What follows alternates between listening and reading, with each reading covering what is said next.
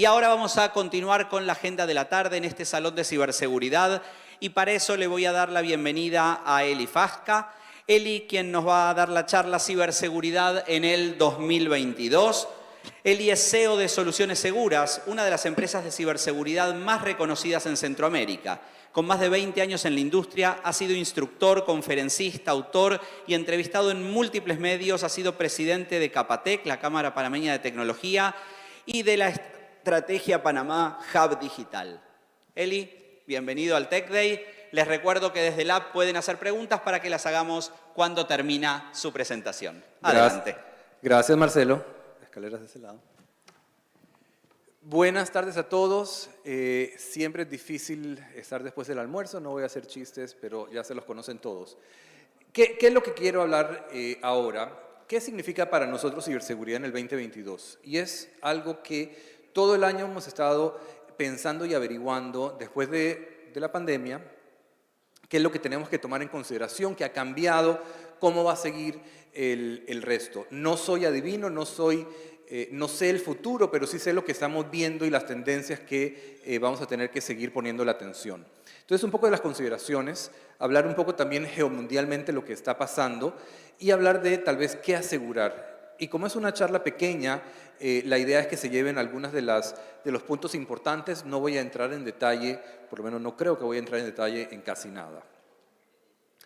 Consideraciones que tenemos que tomar en cuenta. Primero, la pandemia. Y todo el mundo habla de COVID. COVID casi ya se fue, todavía no se ha ido. Pero el legado de lo que va a ser la experiencia con COVID es algo que va a impactar en los próximos 5, 10, 20 años.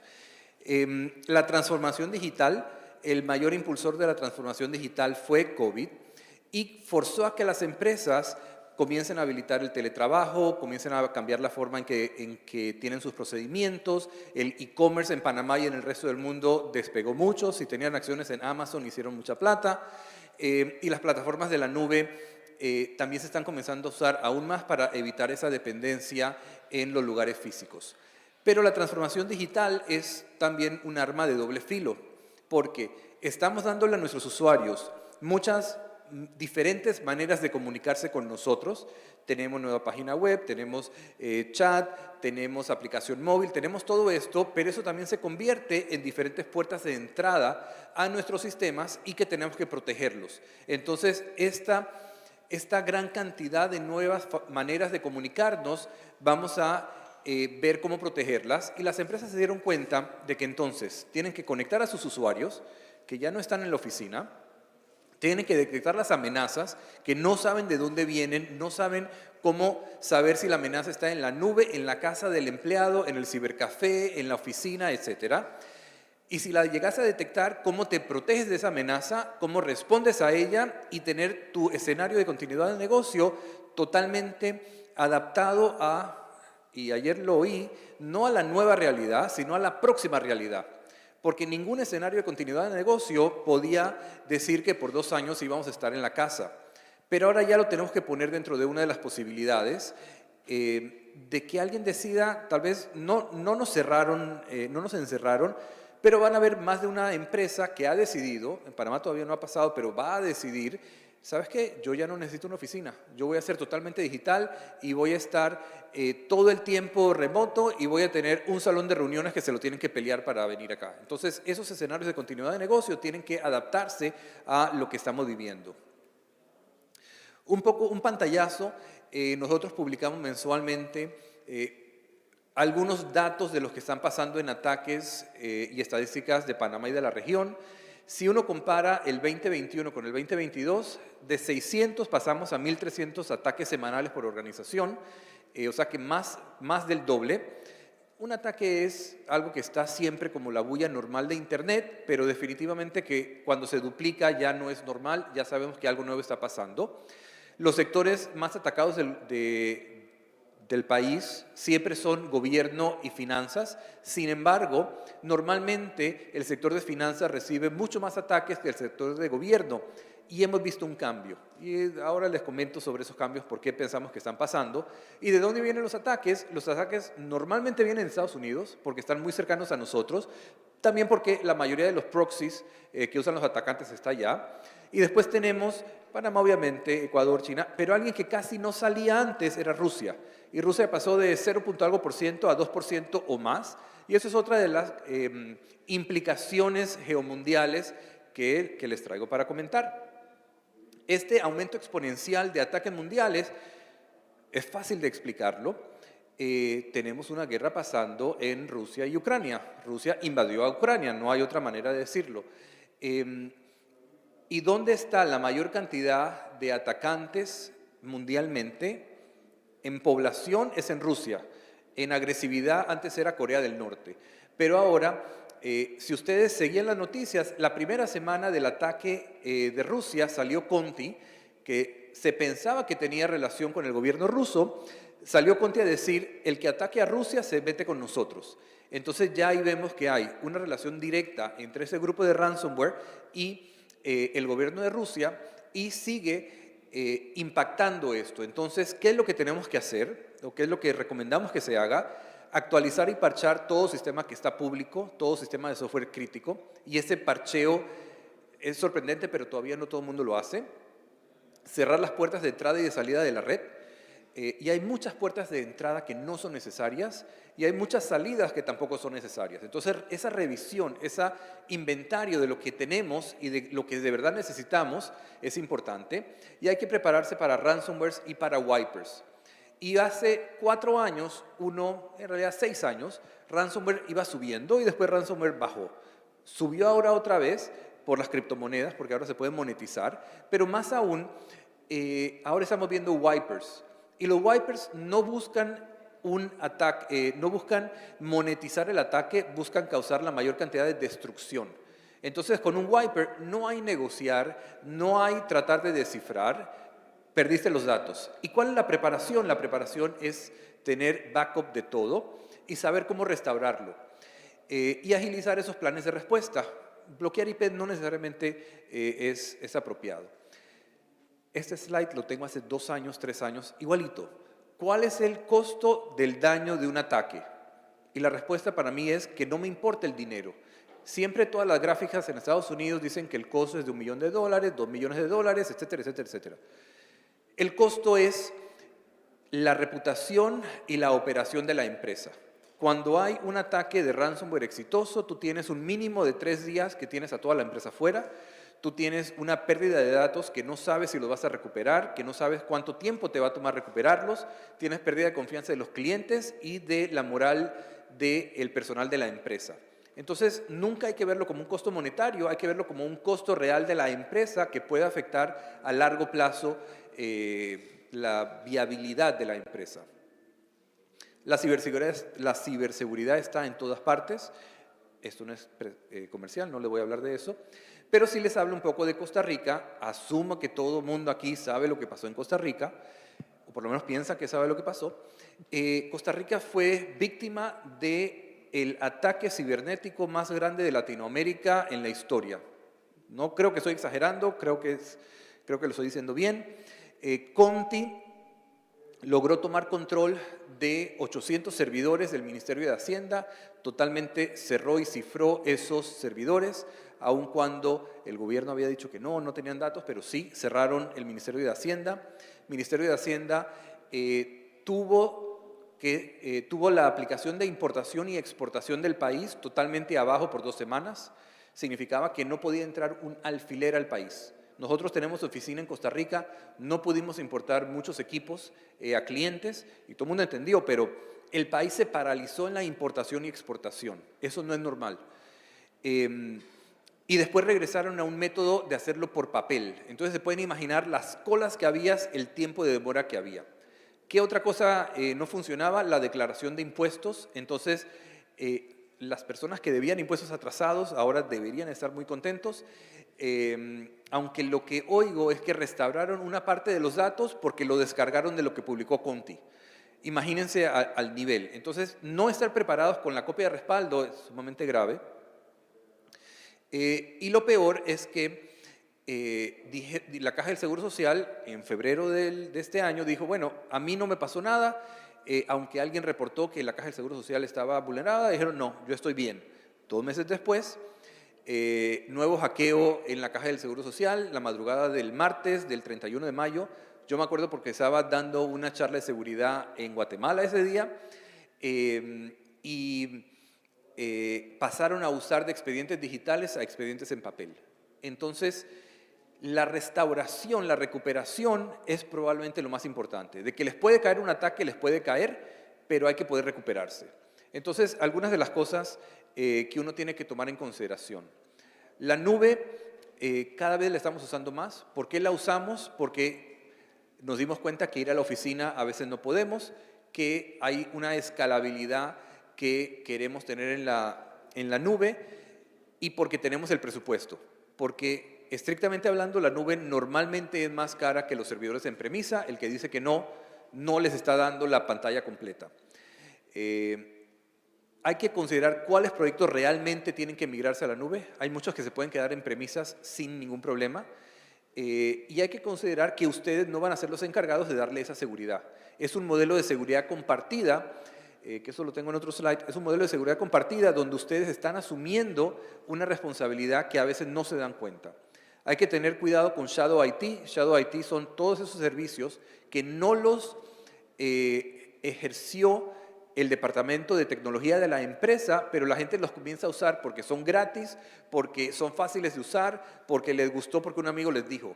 Esos son probablemente el mayor problema que hay para la seguridad de los datos empresariales. Porque si no lo administró el departamento de tecnología de la empresa y tiene datos empresariales, si esa persona ya no está ahí, ya no está en la empresa, entonces nadie ve esos datos, no hay control sobre cómo se fueron o dónde están. Entonces, son cosas que hay que tener en consideración. Y alguien me cambió mi presentación. Una pregunta. Cuando dicen no importa el dinero en un ataque, ¿es que conviene pagar? Es que... Está de este lado, las preguntas las hacemos al final, si querés. Ok. ¿Ves? No había puesto atención antes. Pero igual es una buena pregunta. Me refiero a que no importa el daño que te causa directamente, lo que importa es que pudiste o no pudiste operar, cuánto tiempo te tomó, porque el tiempo es dinero, y la reputación con tus clientes y con tus empleados. Entonces, ¿pagaste o no pagaste? La recomendación del FBI cambió y ahora sí te dicen que si no puedes recuperar y no tienes tus datos, considera pagar. Significa paga. Y ahora lo que es el enfoque en negociar. Si alguien pidió $1 millón, lo puedes bajar siempre a $50,000, una cosa así. Ese no es el costo es todo lo demás. Sí, tenemos ahí. Aquí hablamos esas consideraciones, la nube está en todo lugar y está en múltiples nubes y cada nube es diferente y tiene diferentes configuraciones y diferentes expertos. Entonces, tener algo que pueda hablar de cómo asegurar de la misma manera todas las nubes se vuelve muy importante. Cuando estamos en premisas, uno puede decir, bueno, yo cerré todo y poco a poco abro porque estoy seguro que esto no tiene un problema. En la nube es al revés. La nube normalmente está todo abierto y tú tienes que ir cerrando. Y cuando se hablan nubes entre ellas, muchas veces el programador dice, no me funciona, abre todo, ya me funciona. Entonces, tenemos esa duda de cómo protegernos. Ese desarrollo ágil es importante tener en cuenta. Y como les dije, la nube tiene responsabilidad compartida. La parte que el proveedor de servicios protege es la parte más abajo. Es el servidor, es el CPU, es el storage, es la red, es la base de datos. Pero todo lo que ponemos adentro, el firewall, el cifrado de cliente, el control de la plataforma, es responsabilidad de nosotros. Y mucha gente no lo tiene en consideración. Y Gartner dijo que hasta el fin del 22, y probablemente va a ser el 24, 95% de las fallas de seguridad en la nube serán culpa del usuario. Eso es lo que dice Gartner y probablemente se quedaron chicos. Estoy adelantándome. La otra gran tendencia que tenemos que asegurar es el teletrabajo. El teletrabajo está aquí para quedarse. Muy pocas empresas en tecnología y no en tecnología van a tener un horario de 5 días a la semana en la oficina. La mayoría van a tener algo de trabajo híbrido y eso significa de que tenemos que proteger a ese usuario móvil. Si alguien tiene su teléfono, ahí puede escanear un pequeño quiz, este checkpoint, pero les hace muchas preguntas, las responden, entonces les da un panorama de qué deberían enfocarse. Pero el endpoint, eche para atrás, pero el endpoint es el nuevo enfoque, porque otra vez, hace 4 años, nosotros íbamos a los usuarios y les decíamos, oye, ¿qué haces con las máquinas que están fuera de tu oficina? Son máquinas del usuario, son problema de él, no es mi cargo. Hoy en día cambió. Cada máquina que está en la casa es una máquina conectada a la red interna, tenemos que hacer algo ahí. Y no es solamente un antivirus, es políticas corporativas en dispositivos remotos, es tener la funcionalidad y el rendimiento, es restringir el acceso si no te he verificado como yo quiero, como yo necesito. Entonces, hemos visto un cambio muy grande en la necesidad de las empresas de proteger ese endpoint. El doble factor de autenticación es crítico hoy en día. Si ustedes no están usando doble factor de autenticación en algo, no deberían estar aquí. Transformación digital es al lado. Toda aplicación importante que hay hoy en día lo puede activar. Todo correo en la nube lo tiene y es gratis en ellos. Y la mayoría de las aplicaciones lo puede implementar. Háganlo, enseñen a los usuarios por qué. Esta es la manera más fácil de detener a un atacante cuando se roba las credenciales. Ustedes tienen que preguntarse cómo protejo el acceso a las aplicaciones. No voy a entrar en muchos detalles, pero hay muchas cosas. Deberían tener un VPN, deberían tener un Zero Trust Network Access, que eso es básicamente un portal restringido. No usen TeamViewer porque no tienen control corporativo. No usen un Remote Desktop conectado directamente en Internet. Cuando nosotros vemos eso, los pelos de punta, y es pedir que alguien entre. Y si ustedes hagan la prueba, si tienen una conexión directa a Internet con un IP público, pongan un sistema cualquiera con Remote Desktop abierto, no va a pasar más de un día y ese sistema está totalmente bajo control y cifrado y todo lo demás. El acceso se debe proteger revisando las descargas maliciosas, filtrando la navegación, previniendo los intrusos. Hay muchas cosas que hacer. No voy a entrar en detalles. Mi mensaje es más rápido. Mi mensaje es, hay que proteger el endpoint, hay que ver cómo ese teletrabajo lo estamos habilitando y hay que examinar ese teletrabajo, qué necesita, qué no necesita y asegurarnos de que no es una puerta de entrada a nuestros sistemas y que no es una puerta de salida a los datos de la empresa que estamos usando. Sí, ¿cuáles aplicaciones? Ok, BYOD, eso es un punto interesante. Si están usando o si permiten que usen máquinas personales, recuérdenle y díganle a los usuarios, tengan múltiples perfiles en la máquina. Windows y Macintosh, puedes tener el usuario que es el papá, la mamá, el hijo, la hija y el perro. Cada uno debe tener separado el perfil porque el papá tiene el VPN, el hijo no. Entonces, por lo menos te permite que uno no impacte tan directamente a los otros. La oficina remota también es importante de proteger y oficina remota, aquí yo me refiero al VIP, que tiene que estar conectado todo el día y que no sabe o no quiere saber nada de tecnología. Entonces es mejor tener un equipo centralmente administrado chiquito, conectado como una caja negra y que el gerente se conecte ahí en su casa y que tú poder saber que ese gerente no te va a traer un problema mayor porque no se molestó en hacer las otras cosas importantes. Los sitios web los tienes que proteger. Hoy en día todo el mundo sabe que cualquier sitio web público debe tener un Web Application Firewall. En realidad no lo puse aquí, pero la mayoría de los sitios web hoy en día usan APIs. Un Application Programming Interface, básicamente el HTML5 le está preguntando, en background le está preguntando a un servidor que le dé los datos. Esos APIs que toda aplicación móvil que tienen ustedes probablemente está usando, muy pocas veces se protegen apropiadamente. Entonces, el WAF se convirtió en WAP, Web Application and API Protection, y eso es algo que deben estar viendo si tienen aplicaciones móviles que están usando para sus usuarios. Los datos personales es otro de los grandes retos que vamos a tener ahora. El acuerdo bancario y la ley que salió hace 2 años sobre protección de datos tiene regulaciones fijas de lo que tenemos que hacer con los datos, enmascarar, proteger, cifrar, controlar el acceso, y eso toda empresa que está sujeta a esta regulación debe tener en cuenta. y es un detalle. Podemos hablarles en nuestro stand si necesitan algo, no quiero entrar en esos detalles, pero hay que proteger la base de datos, lo que entra y lo que sale de la base de datos, y hay que proteger la base de datos en reposo y las aplicaciones en reposo.